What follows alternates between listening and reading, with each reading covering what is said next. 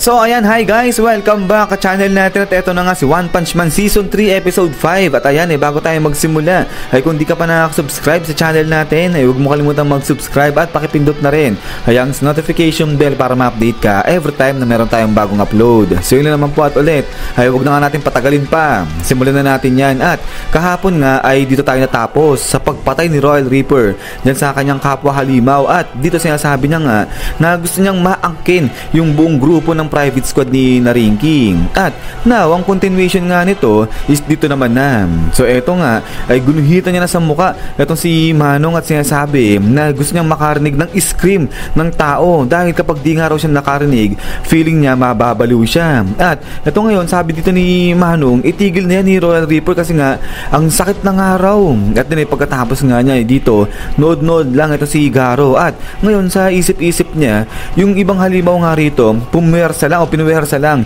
itong pagpasok nila dyan sa may Monster Association. At ayan, natanggap sila.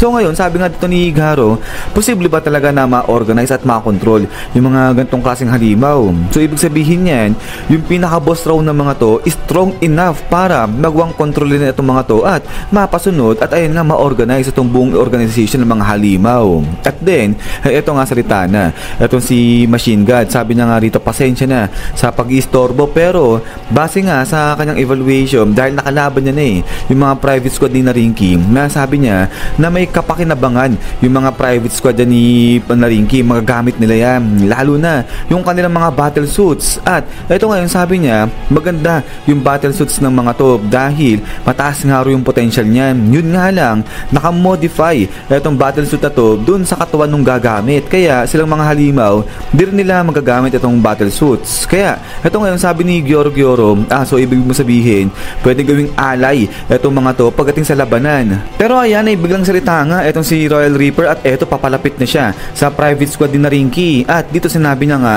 na hindi po pwede, wala nang silbi itong mga tao na to kasi masyado silang takot at kapag ganyan yung kondisyon nila aban din na yung makakalaban sa mga heroes. So kaya nga ito, tanong niya ngayon yung private squad ni Naringki, sabi niya nga diba gusto niya nang mamatay no, sabi niya ganyan. At pagkatapos nga niya pop, dito bigla na lang may lumabas nga na latigo at pinigil itong espada ni Royal Reaper. At labas na nga ngayon dyan itong si Super S. So ito tatawa-tawa lang itong babae at sinabi niya nga dyan, sige kung ganun, siya na yung bahala na mag-manage dyan sa mga private squad ni Naringki. Hahagupitin niya ang mga yan hanggang sa maging okay na sila, hanggang maging kagamit-gamit sila, sabi niya ganyan.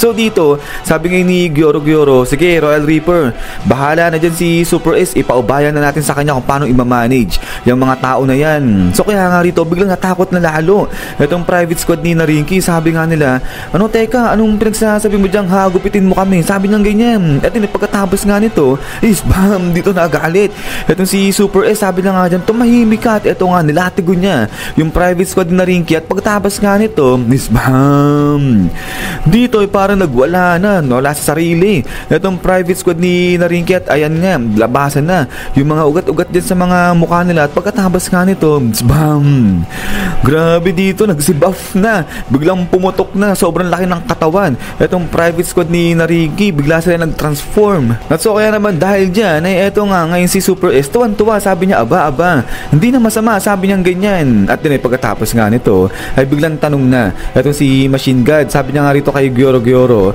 matanong niya lang, pwede bang patayin yung mga kapwa halimaw nga rito sa Monster Association? So ngayon, sagot itong si Gyoro, sabi niya nga dyan, hanggat maaari ayaw nilang mabawasan pa yung kanilang puwersa bago pa man din mangyari yung labanan dun sa mga Hero Association. Pero dahil nga sa mga halimaw sila, kaya yung sa nature nila hindi may iwasan na talaga magpatayan sila dyan. Pero ganun pa man rin ay kapag ginawa raw yan ni Machine God ay hindi yan papalampasin ito ni Gyoro. At eto ngayon, biglang natawa eto si Royal Reaper at sabi niya nga rito, alam niya may naaamoy pa siya na isang tao na nagtatago. Ngayon sabi niya nga dyan, ikaw alam ko nandyan ka kanina pa ba't di ka lang lumabas dito, sabi niya ganyan. At eto ngayon, labas etong si Garo at ayan nga, dahan-dahan pasok ngayon siya dyan sa loob ng parang arena. At eto, tingin-tingin si Garo dyan sa paligid. At now ay eto nga, biglang salita etong si Gyoro, sabi niya nga dyan, aba Garo, ang aga mong nagising, sabi niya ganyan. At din pagkatapos nga nito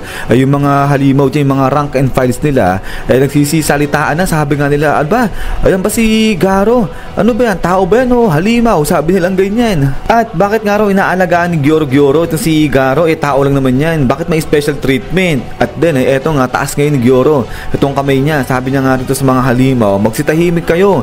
Gusto kong kausapin si Garo, may importante ako sasabihin sa kanya. At eto ngayon si Garo, sa loob-loob niya, ano yung malaking bagay din sa may likuran niya kakaiba. At eto ngayon nagpatuloy na ito si Gyoro. Sabi niya nga rito na meron silang 500 na halimaw rank and file dyan sa may Monster Association. At ngayon less than 30 yung miyembro nila na nasa demon level disaster. Pero dahil nga sa nangyaring laban at yun, natalo sila sa mga nakalipas na laban nila sa Hero Association, kaya nabawasan itong mga demon level nila na halimaw. Pero ganun pa man rin, kahit nabawasan sila yung mga demon level na halimaw, sa tingin nga raw na ito ni Gyoro, kaya pa rin nila makipaglaban dyan sa mga Hero Association at manalo. Pero katulad nga sa nakita nito ni Garo, kulang sila ng unity. So kailangan nila ng isang leader na capable na kontrolin, i-manage itong mga halimaw. So kaya dito sabi nga ni Gyoro kay Garo, gusto niyang offeran itong si Garo bilang maging isang executive dito sa Monster Association at maging assistant niya, at siya yung mag-manage sa mga halimaw na yan. At so kaya ito biglang salita itong si Black Sperm. So Blackie na lang tawag natin, parang di ang pogi Black Sperm eh. At ito nga sabi niya, aba teka lang, right off the bat executive kagad yung si Garo. So ang bilis naman masyado. So yun nga, ang bilis naman kakapasok lang ni Garo, executive kagad. So kaya nga ito sagot ito si Gyoro, sabi niya, hindi kasi ganito yan, yung katangyan na hinahanap niya sa isang pinuno, nakita niya yan sa karakter ni Garo. At ayun nga, bukod sa malakas na itong si Garo, dahil kaya niya nga raw makipaglaban sa multiple na classes heroes nang siya lang mag-isa, ay ang taas din ng ideolohiya niya pagdating sa pagsupil sa mga heroes. So kaya naman ay talagang perfect nga raw ito si Garo bilang isang executive dyan sa Monster Association. Pero ito nga tuloy ni Gyoro na may condition si Boss Orochi nila para nga rito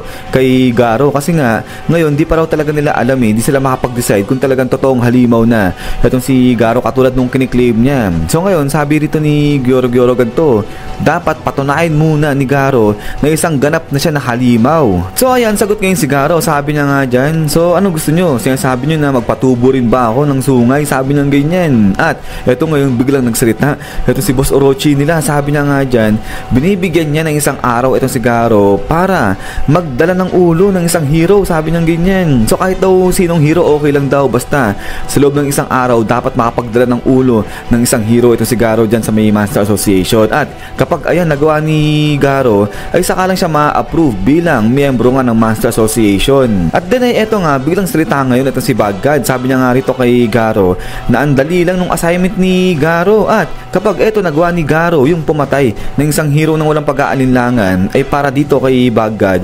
napakahusay, splendid na halimaw na talaga etong si Garo dyan. Pero ito nga, salita si Garo, sabi niya nga rito na nagawa niya na yan nung nakaraang araw pa. Pero ito nga, bilang nagsalita etong si Ibon, sabi niya nga dyan, teka lang, ikinalulungkot kong sabihin, pero sila Silverfang at saka yung ibang kasamahan niya, buhay sila at natalo nila si Elder Centipede, sabi niya ganyan. So kaya ito na, gulat etong si Garo kasi nga nakasurvive na buhay yung kanyang master na si Silverfang. But then ay dito nga sa kabilang banda ay may kita ito nga dalawang ninja na to ay naglalakad na dyan sa may hallway. At ito pinag-uusapan nila yung decision ni Garo tuloy ni Gyoro na gawing executive yung si Garo, pati na yung dalawang executive na namatay, yun nga si Elder Centipede at saka si Goketsu. So dito sabi nga ng dalawa na to, di sila makapaniwala na namatay kaagad etong si Elder Centipede at saka nga si Goketsu. So ngayon sabi nila parang ang labo naman, malakas ba talaga yan si Garo? Di niya ma-feel upan yung puwang nga na iniwan ng dalawang executive na nga na yun. So duda sila sa lakas ni Garo. Pero ito nga sabi ni Pogi na oo nga, di nila maintindihan kung ano yung nasa isip ni Gyoro, pero para sa kanya ay sige, pabayaan na lang yan kasi as long na mapapatay niya yung si Flashy Flash ay enough na nga raw yun. But dire pagkatapos nga nito ay dito na nga ngayon pinatawag ni Gyoro ito si Royal Reaper, saka nga ito si Bagad, at sinabi na manmanan ay ang si Garo sa paglabas niya nga at saka sa lahat ng gagawin ni Garo. At din pagkatapos niya na ito nga, labas na ngayon si Garo, umalis na siya dyan sa may Master Association. At din pagkatapos nito isyan guys, so hanggang dito lang ito si episode 5 natin para kay One Punch Man Season 3 natin. So yan guys, ay ulit ay maraming salamat sa panonood dito kay Kalbo natin. natin. At ayan, hintay-hintay lang para sa kasunod nito. So yun na naman. So ulit ay lagi mag-ingat. God bless nyo lahat at kita-kits tayo ulit.